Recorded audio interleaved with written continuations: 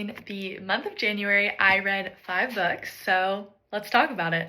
Before we hop into the books that I read, let's first chat about my January stats. So first, all 5 of those books totaled led to 2,544 pages. With those books, 2 of them were audiobooks and 3 of them were digital on my Kindle. And then my average star rating was a 3.3 stars. And then lastly, the top genre that I read was romance. So let's hop into the books I read and kind of what I thought about them. The first book that I read in January was Powerless by Elsie Silver. I actually listened to this book on audio and definitely recommend. I feel like the narrators did a really good job. But overall, it gave this book a 3.5 star. I think it was a solid romance book. I think this is pretty similar to all the other books in the Chestnut Springs series and like what I've given them.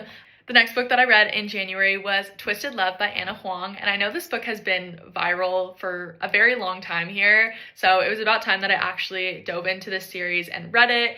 Nothing really to complain about. I gave it a 3 star. Again, feel like it was pretty average. Kept me entertained and kept me intrigued, which is all you can ask out of a book. The next book that I read was Lights Out by Navessa Allen, which I actually started back in December and then soft DNF'd, and then I realized that I only had 3 hours left of the audiobook, so I was like, okay, I'm just gonna continue it. And I ended up giving it a 2.5 star. I think overall it was a really fun read, especially if you listen to it on audio. Jacob Morgan does an amazing job with the male main character in terms of narration. But I think just overall, this may not be the type of book for me, which is totally fun. I'm glad I tried it.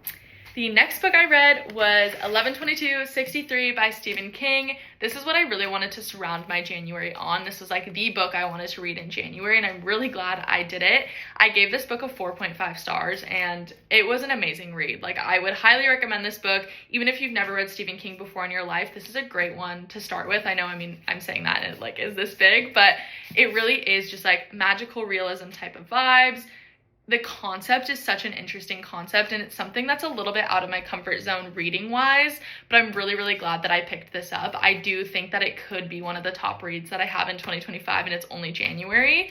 Definitely go read it. Highly recommend. And then the last book that I read in January was Mile High by Liz Tomforde. I did end up giving Mile High a 3 star. I know that this isn't everybody else's favorite book in the series, so that makes me feel a little bit better in terms of what's to come for the next books. I think it was really good. I just think it was a little long for the story that was being told. I'll continue with the series, and I'm excited to see what's next for them.